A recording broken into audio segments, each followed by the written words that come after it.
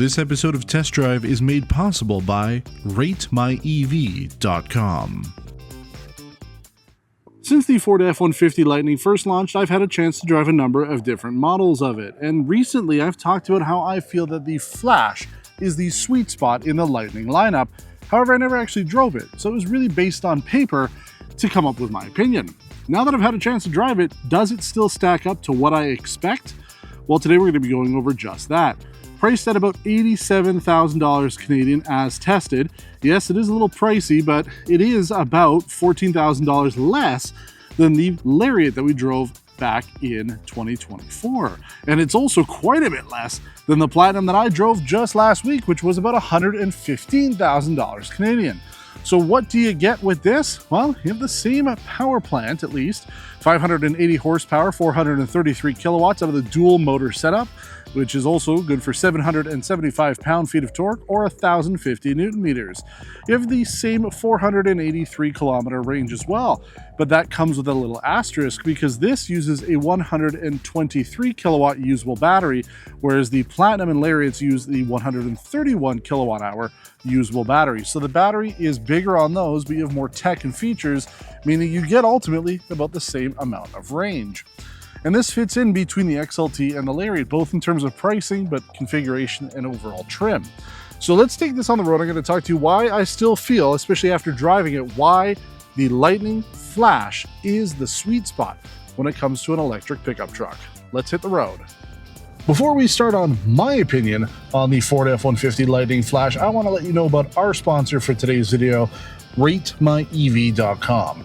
They are the premier place to find owner-based reviews on all sorts of electric vehicles, including the F-150 Lightning. So if you're really in the market for a new electric vehicle, you want to find out not only how it is from journalists, but we only get these vehicles for a week.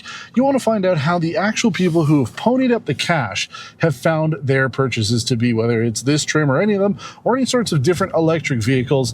RateMyEV.com is the place to find these reviews. You can see how people have lived with these vehicles for weeks, months, years even, depending on how long they've had them. And we also encourage you to leave your thoughts.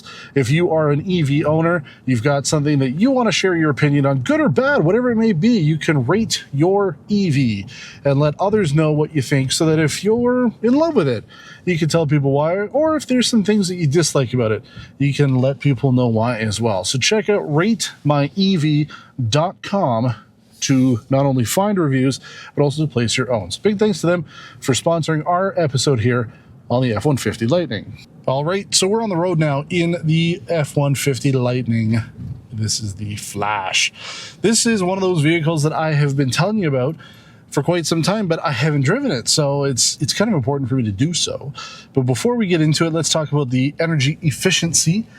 I completed my 100-kilometer test loop in this vehicle in normal mode. It's really your only option, in 29 kilowatt hours per 100 kilometers. Now that's important because both the Platinum and Lariat that we featured both did 32 kilowatt hours per 100 kilometers. Now this has got a little bit less features. The battery is a little bit smaller, right? Less capacity, at least usable capacity. So I think it works out. The range is supposed to be about the same. So I'd say that, yeah, the 3 kilowatt hours per 100 kilometers you're saving, it works out to be, the 7 or so that you're not getting with the vehicle. So interesting numbers there, pretty much in line with what I expected. We did that test loop on our way back from our road trip. And if you checked out the video on our road trip that we did in this vehicle, that was an average that we completed. We did 1,400 kilometers to Montreal and back here to St. Thomas, averaged 32 kilowatt hours per 100 kilometers, which is what we usually do. So good information there, pretty much in line with what I expected. So let's talk about what you get with the Flash, maybe what you don't get, especially since I just spent a week with the Platinum. First of all, you're not getting that price tag. You're saving almost $30,000 Canadian, and that's $30,000 off MSRP, let alone the fact that you don't have to pay luxury tax on this vehicle because it's sub 100K the way it's configured.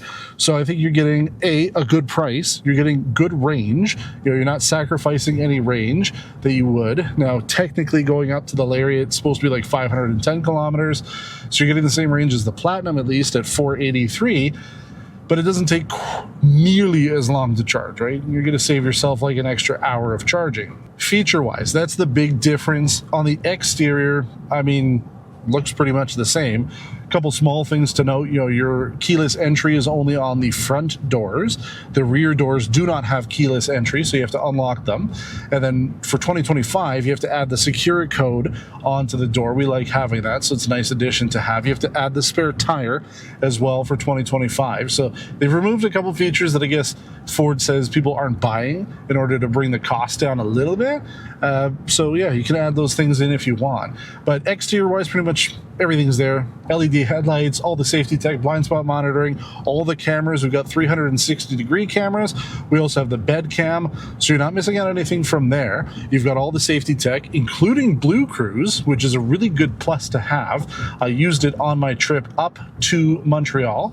It was great. Didn't have any issues with it. Coming home, though, because it was raining a lot, the system was effectively inoperable, which is too bad, but it's pretty expected for having rough weather. Those systems aren't going to work. So it worked when it did. That's great. So you do have that on this more entry-level truck. And then when it comes to the rest of the features, heated front seats, dual zone climate control, heated steering wheel. We've got the cloth seats on here. They are firm, a little bit less supportive than I found on the Platinum, even the Lariat. They're fine. I think for me, I was obviously a lot more comfortable in the Platinum. That makes sense with full leather. They were fine. That's about is the most I'll say about it. My drive to and from Montreal was a little tired, especially after being in the truck for 8 hours. Coming home, not as bad, but still, I felt a little fatigued. So I think if you were buying this to spend time here in town, you're working in the area, you need a truck, and you're maybe not spending 8 hours in it a day, you shouldn't have any issues with it. But it's good. Gets the job done, right? No major complaints about the seats. There's no sunroof. The interior here, it's kind of gray, but nothing over the top. We do have the table, the work table here, so you can move the shifter out of the way and fold out your table. You've got a center console for storage. You've got charging, wireless phone charger. All the things that you ultimately need out of your pickup truck is here. You're just not getting all the extra frills. So I think still this really is the best bang for your buck. It depends on what you want out of an EV or a pickup truck, but as much as we all like to dream about having the Platinums, it's the lower trims that are the ones that are selling the best. And I think that this really makes the most sense. If you're looking for a dependable electric vehicle with good range, good features, decent comfort, and great looks, then this is ultimately the way to go.